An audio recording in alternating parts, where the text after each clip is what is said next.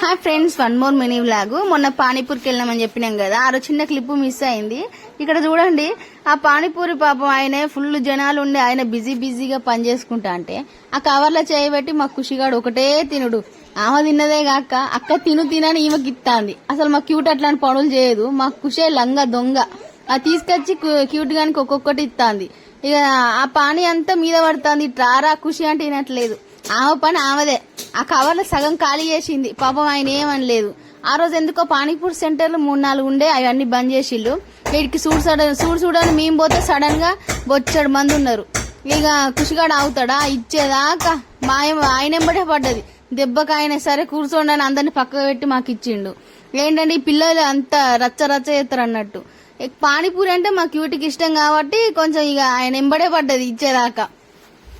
జనాలు అయితే మామూలు లేరు. ఆ రోజు వాళ్ళ అడవిలో వాళ్ళు ఉంటే ఈ అడవిలో ఈ ఉన్నది. కాసేపు ఫోన్ చూసింది, మళ్ళీ తర్వాత లేచి ఉరుకుడే. ఇక్కడ చూడండి జనాలు ఎంత మంది ఉన్నారు, చాలా మంది ఉన్నారు. ఆ రోజు 2-3 షాప్ క్లోజ్ అయ్యేసరికి అందరు ఇక్కడికే వచ్చిల్లనమాట. ఇక మాకు కూడా మేము ఇంతకుముందుకు వేరే షాప్ దగ్గరికి వెళ్ళేది. ఈ పానీపూరి సెంటర్ వాళ్ళకి అసలు ఎట్లా గుర్తుంటాయి అంత మందికి అంత హడావిలు ఇస్తా అంటాడు. మళ్ళీ ఫోన్ మాట్లాడుకుంటా మాకు ఇచ్చినవి కూడా గుర్తున్నది. ఆ టాలెంటే వేరే అసలు.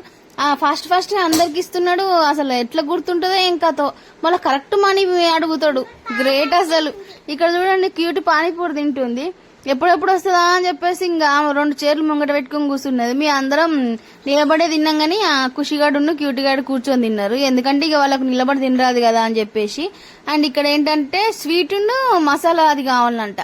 సరే అని చెప్పేసి ఇచ్చినా గానీ ఇంకా స్వీటే తింటది ఆమె ఎక్కువ.